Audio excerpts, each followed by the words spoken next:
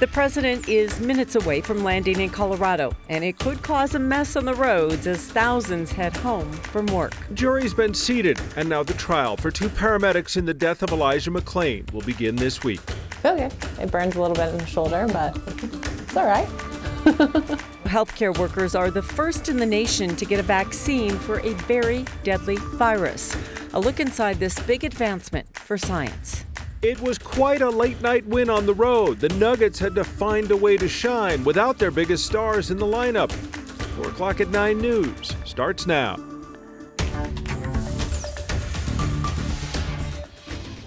Well, today we are awaiting the arrival of the President of the United States. Joe Biden will be arriving in the next 15 minutes or so if he's on time, and he'll be making this trip to Colorado to start out with a little campaigning. Right, and then he's heading down to Pueblo. But what this means is there's a big motorcade, and kind of when people are heading home. Tough time of day. So there could be some significant travel delays just as people start heading home from work. So there are rolling closures. Just one problem.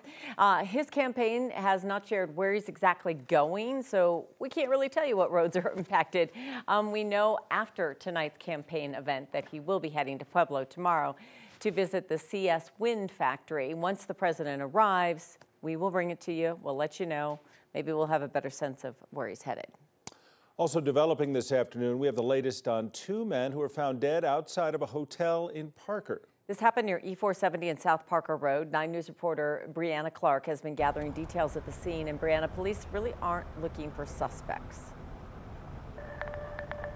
They are not. They believe that this was an isolated incident and that the only suspect in this case was possibly one of the men who died, or is one of those men who died. Both of them were shot. They were found dead here in the parking lot of a local restaurant, and one gun so far has been recovered.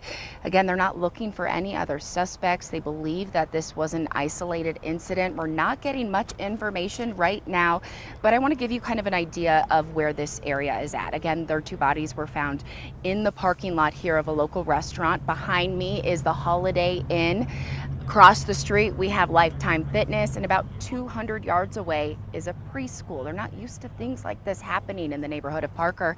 I spoke to a couple who was staying over at the hotel. They did not witness the shooting, but they did witness the aftermath. They said that when they walked outside, they saw one man on the ground lying face up.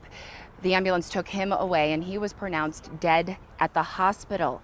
The other man, his body is actually still at the scene right now. We're seeing, it looks like the coroner's office is here. Police are still investigating, trying to figure out what happened. That man was found lying down, face down in the grass. And again, police are just trying to figure out what led to this devastation. All of Parker is a peaceful place in Parker. We do not have a lot of violent crime here, so anytime we get a call for shots fired or when someone's life is tragically taken, it does take us all by surprise, because that's not what we expect, that's not what Parker residents expect, and that's not generally behavior that happens here. So yes, it's surprising when something like this happens.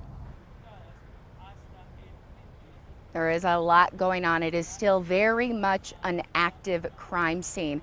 We're currently working to find out if these two men were staying at the Holiday Inn behind us. We're hoping to have that answer for you guys coming up at 5 o'clock. Okay, a lot more to discover about their relationship, what happened. All right, thank you, Brianna. The jury is now seated for the paramedics facing charges in the death of Elijah McClain. Jeremy Cooper and Peter Chikuniak both facing charges of reckless manslaughter, criminally negligent homicide, and assault. They are the paramedics who injected McClain with ketamine after officers had stopped him. Elijah McClain was just walking home. He'd done nothing wrong. That trial is set to begin tomorrow morning with opening statements. The jury is mostly men. It does include a few people of color. Should the jury convict them, Cooper and Chikuniak face anything from probation up to 16 years in prison. The coroner, as well as defense attorneys for the police officers who've already stood trial, repeatedly did blame ketamine and the paramedics for the death of Elijah McClain. A jury did convict Randy Rodema, but acquitted Nathan Woodyard and Jason Rosenblatt.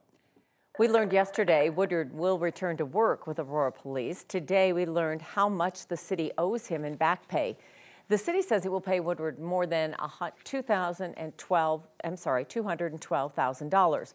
Woodward is on restricted duty right now. He's not in uniform and not out in the community. He will go through a reintegration process, essentially catching up on all the new policies and changes that took effect while he was suspended. Once he finishes that, the chief could reassign him to a different role. More now on the story of the woman who pleaded guilty to beating her great-nephew to death, yesterday sentenced to 36 years in prison.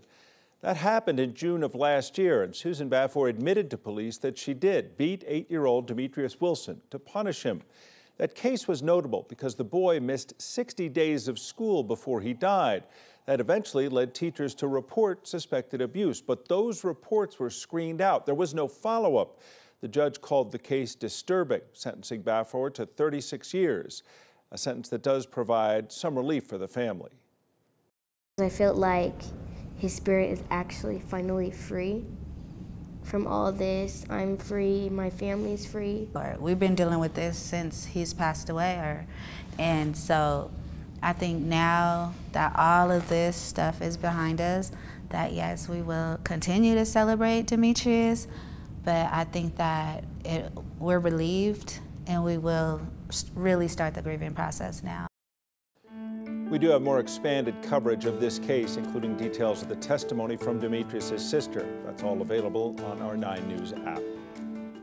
New this afternoon, Democratic Governor Jared Polis signed the last bills passed during this month's special session. The last bill signed today creates a property tax task force. 19 yet to be named appointees will make long-term property tax recommendations to the legislature. What about the short-term changes, though, to your property tax bill? We've all seen those. Tonight on Next with Kyle Clark, our Marshall Zellinger has a timeline on when we should know what our next bill will look like. Prepare ourselves, if you will. The metro area really warmed up today. You can feel that sun, got into the 50s. It's been a few days. Here's a live look outside, and as we enjoy the last hour or so of daylight. Also enjoying the last few days of November. Friday brings December. Chris Bianchi's with us. Saturday also brings the 9 News Parade of Lights, Chris. That's what we're all concerned about. And it looks dry, chilly, but dry for the Parade of Lights coming up on Saturday. December, yeah. So wind, we care about the wind too because we got the balloons. That's true. Winds should be pretty light for Saturday as well. It's Sunday and Monday where it looks a little breezier for us here in the metro area. But this might be a little bit interesting to you. The weather's relatively calm right now, so I kind of want to back things up and show you what we saw this morning. In Denver, we dropped down to 28 degrees this morning. In Greeley, we got down to 3 degrees. I'm going to explain why in just seconds. Start things off, though, by showing you our high temperatures for today. Tom and Kim, we were just talking about it a second ago. We got up into the mid to upper 50s. Officially, our high, by the way, DIA, 57 degrees for us today. Notice that difference, though, in Greeley. We only topped out at 35. Here's the reason. If you look at it, you kind of squint here. Give it a second.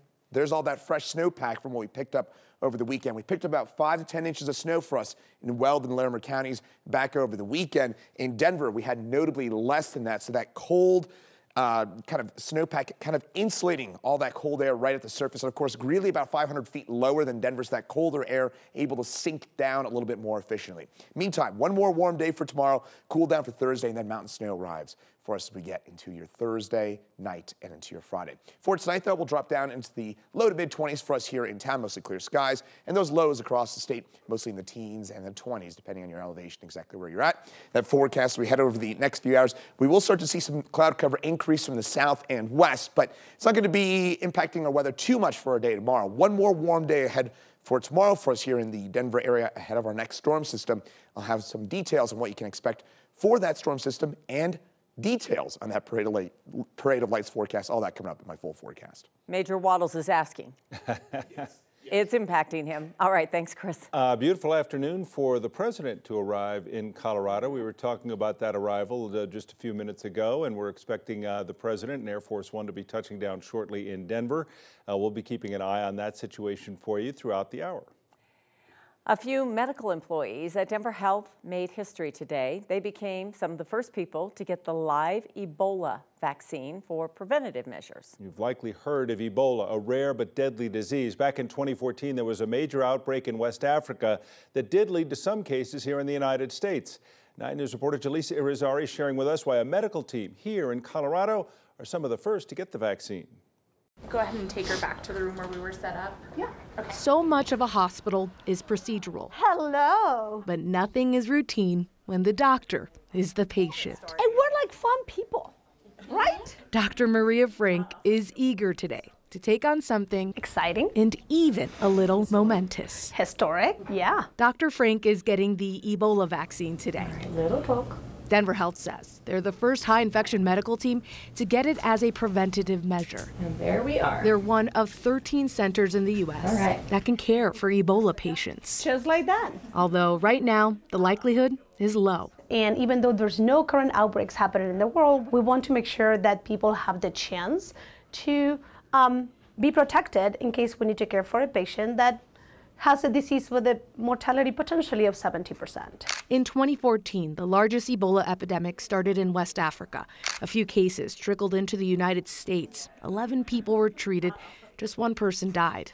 The FDA approved the first vaccine 5 years later. Ebola has a very high mortality rate, so it's exciting to be a part of this next step in treating this disease. Elizabeth Lenz is another recipient today. She's a Denver Health paramedic. That's also part of the high-risk infection team. She helps transport highly infectious patients that need care at the treatment center. All right. Today, she can do that with a little peace of mind. It burns a little bit in the shoulder, but it's all right. Knowing she's now protected. Exactly. Lenz hopes this vaccine turns the calendar to the next era, one with more treatment and less tragedy. We're advancing and finding a way to actually prevent this. As for how long the Ebola vaccine lasts, Dr. Frank says right now it's just one dose. The vaccine they got is only available to frontline workers that may be at risk of being exposed to the virus. Popularity of vaccines took a big hit through COVID, but you have to wonder, I mean, they're not inventing them for fun. A lot of people in medicine say they work, they're important, they save lives. Exactly, and knowing that Ebola has such a high mortality rate, back in West Africa in 2014, that was brutal. Thousands were killed at that point. So knowing how high that mortality rate, they don't want to take any chances, and they want to get people protected. Hopefully the experience with COVID has educated many people about the spread of these things, because Ebola was one of those that people are like, huh? So yeah, and it spreads, and it is deadly. Thank you, Jaleesa. So we know some of you have more questions about this vaccine, what it is, how it works. Our 9 Health expert, Dr. Payal Piccoli, is going to join us with much more right after this break. And we continue to await the arrival of President Biden. We did have a live look at DIA right there. We'll relocate that for you. Air Force One set to arrive any minute. Stick around. We'll be coming right back.